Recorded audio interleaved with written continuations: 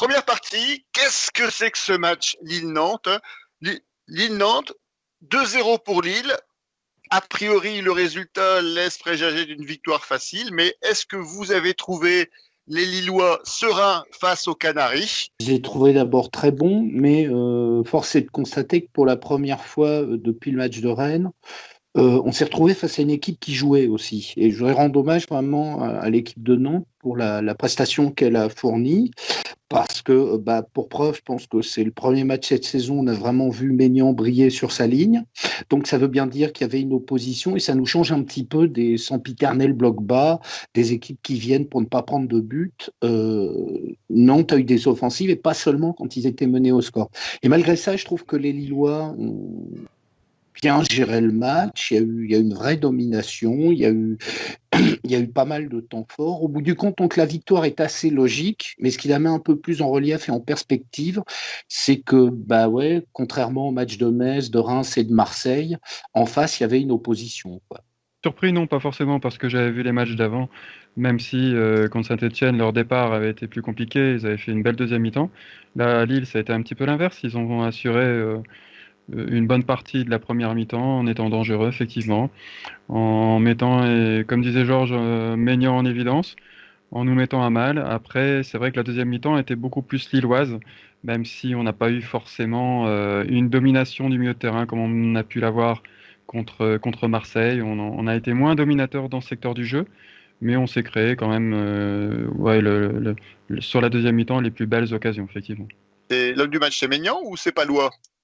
Christophe, toi qui es un spécialiste de Palois. Mais Palois, il fait quand même 2 arrêts sur la ligne et bien sûr le Oui, but contre Saint-Etienne que tu avais prédit. ouais, mais je l'ai un petit peu chargé la semaine dernière, mais effectivement, ça a été un des points forts de son équipe, je trouve, défensivement. Il a quand même fait une bonne prestation. Bon, il est charrié un petit peu par tout le public en général, en tout cas dans la tribune où j'étais. Bon, il a un petit peu moqué tout le temps, mais il a assuré, je trouve quand même, il a fait une belle prestation. Dans l'ensemble, ça a été un des meilleurs. On dit toujours, oui, il est hors jeu, il est hors jeu. Il y aura sûrement des personnes qui vont toujours râler en disant, il est hors jeu, il est hors jeu, il est souvent hors jeu. Oui, mais quand ça passe et qu'il est pas hors jeu, on voit le danger tout de suite. Là, sur le match contre Nantes, on l'a vu à la limite du hors jeu. Il est arrivé dans la surface, fauché, penalty. Ça apporte un danger. Après, on verra par la suite. C'est quand même un grand buteur. Il a quand même marqué dans tous les grands clubs turcs durant toute sa carrière. On voit quand même qu'il a de la bouteille, qu'il a de l'envie. Il n'est pas venu ici pour récupérer un chèque et puis partir. Franchement, c'est quand même un bon joueur. Je pense qu'il va nous apporter beaucoup et même peut-être encore plus en Coupe d'Europe. On a Montpulco qui nous dit que si on arrive à garder cet effectif, on peut faire un beau parcours en Coupe d'Europe. On a vraiment un effectif complet et qui nous dit que Botman, fait rejoint un peu notre analyse, il était un peu en dessous par rapport à ses matchs précédents. On a Jim Brissell qui nous dit que si on perd Fontman, en fait, j'ai fait une synthèse des deux, un excellent joueur de 25 ans, ce qui fait la moyenne. Donc, si on perd Fonte ou Botman, la défense ne serait plus la même.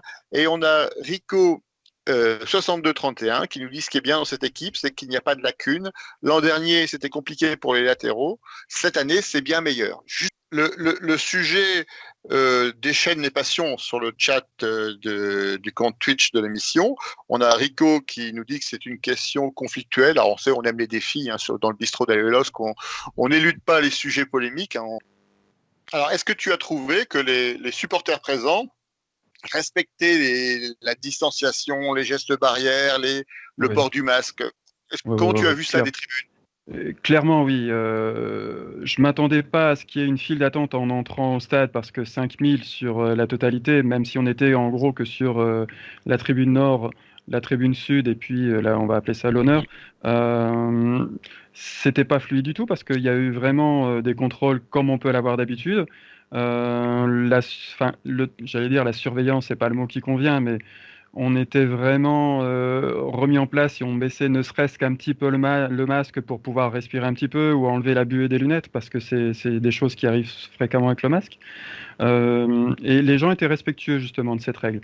Et je me suis pas vraiment senti, je vais pas dire en danger, mais confronté au moindre problème de distanciation, choses comme ça. Mais bon, et assister à un match dans des conditions comme ça, sincèrement, j'ai pris aucun plaisir. En termes d'ambiance en tout cas, hein. Je voudrais répondre à ça en amenant une autre information que j'ai eue aujourd'hui. Vous savez qu'ici, j'habite Grandfort, il y a un club qui s'appelle le BCM, juste à côté, Gravelines, qui a un match ce soir face à Limoges. Et il y a une jauge de 1500 personnes dans un stade, une salle qui a une contenance d'à peu près 3000. C'est-à-dire qu'il va y avoir un remplissage à 50% du stade. Et qui connaît un peu le Sportica, c'est que c'est très concentré. Il y a des accès qui sont pas les mêmes, c'est-à-dire que tout le monde rentre par les mêmes portes. Voilà.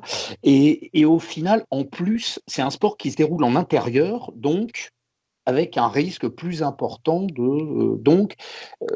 et sachant aussi que pour le coup, au niveau préfectoral, Dunkerque, la région de Dunkerque est sur le point de passer en rouge. Sur l'esplanade, avec 5000 personnes, personne ne se marche dessus. Hein. Les entrées sont fluides, les sorties sont fluides. Il n'y a pas énormément de risques. Alors pourquoi passer à 1000 Et c'est vrai qu'au début de la jauge à 5000, on regrettait qu'on n'ait pas un raisonnement en pourcentage. 20%, 25%, 30%, ce qui pourrait être effectivement une solution parce que plus le stade est grand, plus les accès sont proportionnés finalement. Donc on pourrait éventuellement gérer ça. Le gouvernement a décidé une jauge à 5000, c'était beaucoup plus simple pour lui. Et dans un souci de décentralisation, il a confié le pouvoir de dérogation au préfet de département. Sauf que le préfet de département, il n'y en a pas un qui va dire je suis pour une jauge supérieure parce qu'il va prendre le risque en cas de cluster, il va tout se prendre sur la figure. Et si la solution, c'est justement qu'il n'y en avait pas, Georges, est-ce que tu ne penses pas qu'avec 1000 personnes, alors je rappelle, c'est pas 1000 spectateurs dans le stade, c'est 1000 personnes présentes dans le stade, c'est-à-dire que ça inclut les joueurs, l'équipe technique, la presse, ça inclut la sécurité s'il y a une sécurité pour accueillir du public. Ça veut dire qu'au final, sur une jauge à 1000, il y aura peut-être 500 à 600 supporters. Est-ce que vous ne craignez pas que dans le cas de cette jauge à 1000, le LOS prenne la décision, une décision identique à celle de Marseille, c'est-à-dire faire le match à huis clos?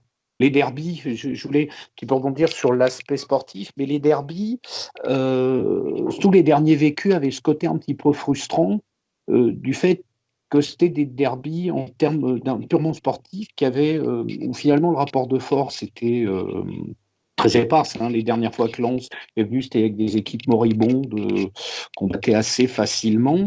Rico 6231 qui nous dit tous dans les bistrots. Alors sauf que c'est KHLOS qui lui souligne qu'ils ferment tous à 22h. Donc ça veut dire aujourd'hui on ne pourra pas voir le match au stade, on ne pourra pas le voir dans les bistrots. Quasiment personne n'est abonné à la chaîne Téléfoot. Hein. Donc ça veut dire qu'il faudra retourner à la radio.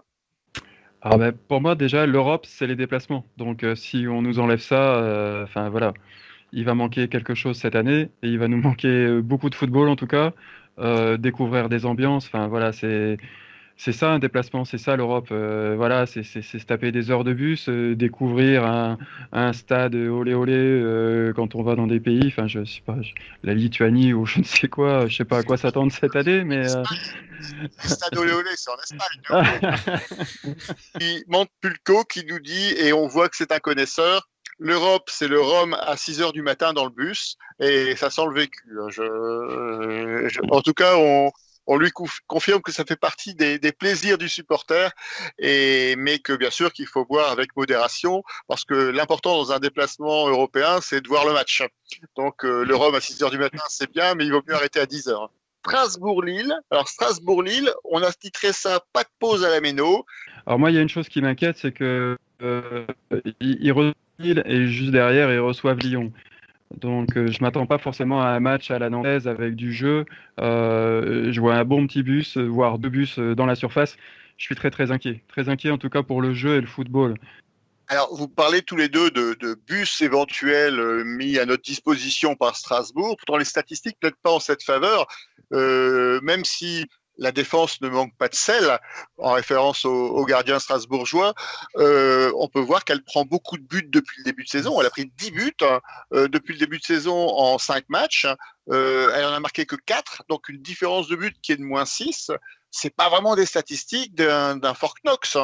Il y a ce fameux match qui marque le début de l'ère de El Fiasco, où je crois Maignan se fait expulser à la mi-temps. Il est remplacé par, je crois, Nicolas Depréville, et où on Amadou perd d'abord. 3-0.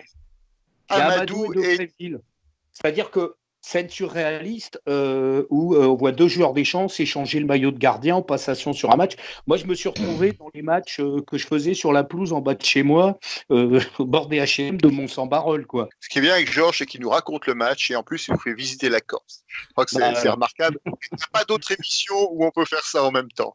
Il y a H qui fait référence à notre échange tout à l'heure sur Téléfoot et qui propose au Doc du Net de racheter les droits. Alors, sur le principe, je ne suis pas opposé à cette proposition fort sympathique, mais il nous faudrait beaucoup plus de spectateurs à l'émission pour qu'on puisse avoir les moyens de ne serait-ce que penser à cette opportunité. Plus sérieusement, donc Montepulco nous dit que Strasbourg c'est toujours un déplacement compliqué.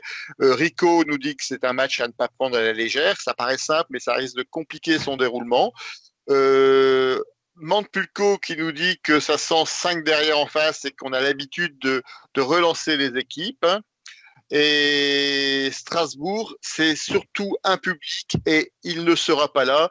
C'est Rico 62-31 qui nous fait cette remarque fort pertinente. C'est vrai que, et c'est peut-être une des raisons pour laquelle Strasbourg a du mal, c'est que le public strasbourgeois est reconnu comme étant vraiment un 12e homme, un des meilleurs publics de France, lui.